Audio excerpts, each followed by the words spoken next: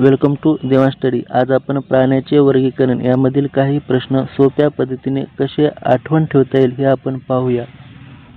तर सर्वात प्रथम गोलकृमी प्राणीसंघ. गोलकृमी प्राणीसंघ याची देहगुहा ही आभासी असते. ते एकलिंगी असतात. जलचर व भूचर या दोन्ही पद्धतीमध्ये गोलकृमी प्राणीसंघ आढळतात. तर याचे सर्वात सोपे उदाहरण म्हणजे जंत. म्हणजे कोणतेही जंत असे विचारल्यानंतर ते गोलकृमीमध्ये येतात. लोआ आता लोआ कोणत्या प्राणीसंघात येतो? लोआ म्हणजेच काय तर हा दक्षिण आफ्रिकेमध्ये आढळला आणि याला डोळ्यातील जंत असे म्हणतात. दक्षिण आफ्रिकेतील शब्द आहे बहुतेक असा लोआ. तर याला डोळ्यातील जंत असे म्हणतात. त्यानंतर ॲस्कॅरियासिस कोणत्या प्राणीसंघात येतो? तर ॲस्कॅरियासिस म्हणजेच काय तर पोटातील जंत हा एक जंतच आहे, जंताचा प्रकार, म्हणून त्याला ते गोलकृमीमध्ये येतात. त्यानंतर फिलारिया वार्म हा कोणत्या संघात येतो? प्राणी संघात. तर फिलारिया वार्म हा म्हणजेच हत्ती रोगाचा जंत येतो. हत्ती जंत म्हणून ते सुद्धा जंताचाच प्रकार आहे आणि हे सर्व जंत हे गोलकृमीमध्ये येतात. त्यानंतर पुढील प्रश्न चक्रमुखी प्राणी हे कसे ओळखावे? तर हे बाह्यजीवी असतात, जबडे विरहित.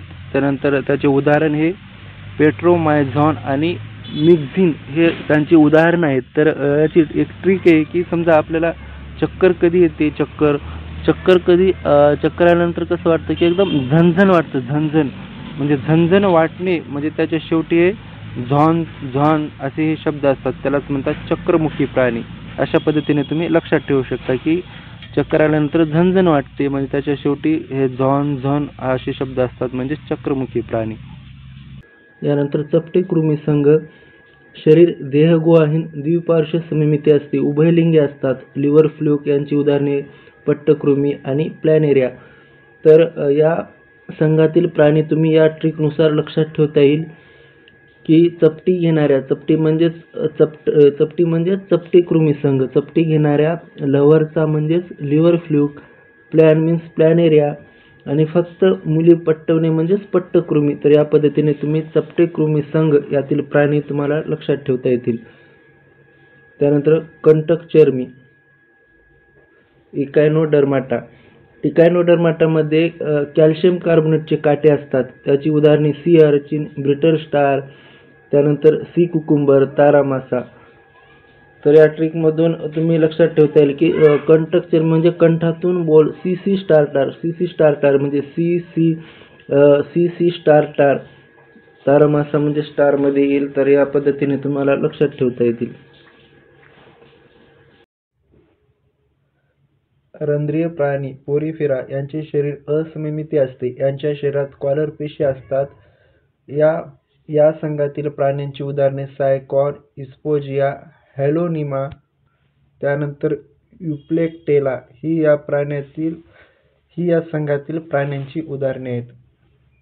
त्यानंतर निडारिया म्हणजेच स्लेंटरेटा यांचे शरीर अरीय सममिती असते. तर या संघातील प्राण्यांची उदाहरणे हायड्रा, सी ॲनिमोन, फायसेलिया, जेलीफिश, प्रवाळ. तर ॲरिलिया प्राणी कोणत्या संघात मोडतो असा पण प्रश्न विचारला जाऊ शकतो. तर ॲरिलिया म्हणजेच जेलीफिश. त्याच्यानंतर पोर्तुगीज मॅन ऑफ वार कोणत्या संघात मोडतो? तर पोर्तुगीज मॅन ऑफ वार म्हणजेच काय? फायसेलिया. त्यानंतर जलव्याल म्हणजेच काय? तर हायड्रा. त्यानंतर समुद्र फूल म्हणजेच काय? तर सी ॲनिमोनला म्हणतात समुद्र फूल. तर ह्या इंग्रजी आणि मराठी नावे लक्षात ठेवा. त्यानंतर पुढील वलय प्राणी म्हणजेच ॲनिलिडा प्राण्याची शरीर हे सत्य देहगुहायुक्त असते. त्यानंतर हे उभयलिंगी किंवा एकलिंगी असतात. या संघातील प्राणी गांडूळ, जळू, नेरीस. त्यानंतर संधिपात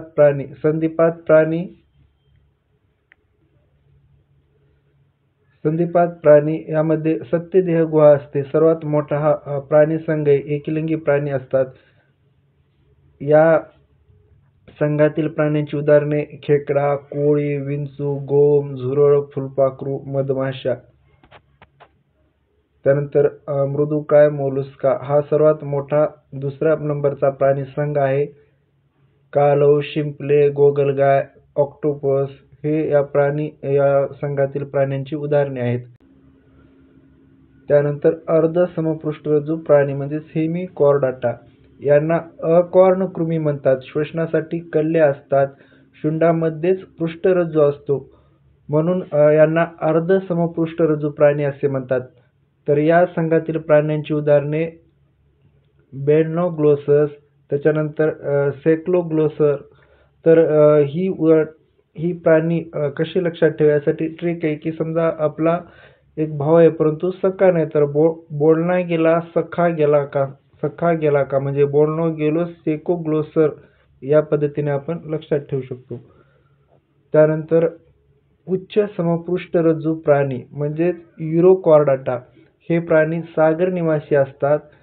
या संघातील प्राण्यांची उदाहरणे हर्डमानिया, डोलिओलम, आयकोफ्लोरा. तर ही प्राणी लक्षात ठेवण्यासाठी समजा एकाची अंतिम विदाई चालू आहे, आता अंतिम विदाई चालू आहे आणि अंतिम विदाईमध्ये अशी फुलाने सजलेली डोली जाते, तर आपल्याला काय वाटतं की मनाला हार्ड वाटते डोली आली की फुलाची. फ्लोरा, मनाला हार्ड वाटते डोली आली की फ्लोरा म्हणजे हार्ड वाटते मीन्स हार्डमानिया, डोली आणि फ्लोरा या पद्धतीने आपण लक्षात ठेवू शकतो. त्यानंतर काही महत्त्वाचे अम्फिओक्सेस हा प्राणी शीर्ष समपृष्ठरज्जू या उपसंघामध्ये मोडतो. कोणता सस्तन प्राणी अंडे घालतो हा प्रश्न PSI 2017 मध्ये विचारला गेला होता. तर पॅरिपटस आणि ॲकिडाना हे 2 प्राणी अंडी घालतात. विंचू हा श्वसनासाठी बुक लंग्सचा वापर करतात. विंचू उत्सर्जनासाठी कॉक्सल ग्रंथी असते. यामध्ये आवृत्तीबीजीमधील सर्वात लहान वनस्पती वोल्फिया ही आहे. वनस्पतीच्या मुळावर रायझोबिया नावाचे जीवाणू असतात आणि नत्राचे स्थिरीकरणमध्ये रायझोबिया हे जीवाणू नायट्रोजनचे अमोनियममध्ये रूपांतरित करतात. तर वनस्पतीच्या मुळाच्या गाठीत लेग हिमोग्लोबिन हे रंगद्रव्य असते आणि लेग हिमोग्लोबिन लाय ऑक्सिजन व नायट्रोजनचा वाहक असतात. वनस्पतीची जागतिक परिषद ही दर 6 वर्षांनी होते आणि पहिली जागतिक परिषद ही पॅरिसमध्ये 1867 ला झाली. तर ती दर 6 वर्षांनी होत असते हे लक्षात ठेवा. त्यानंतर ड्युअल प्लांट म्हणून दगडफूल त्यालाच लायकेन्स असे म्हणतात. तर अशा ट्रिकसाठी देवांश स्टडी या चॅनलला फॉलो करा.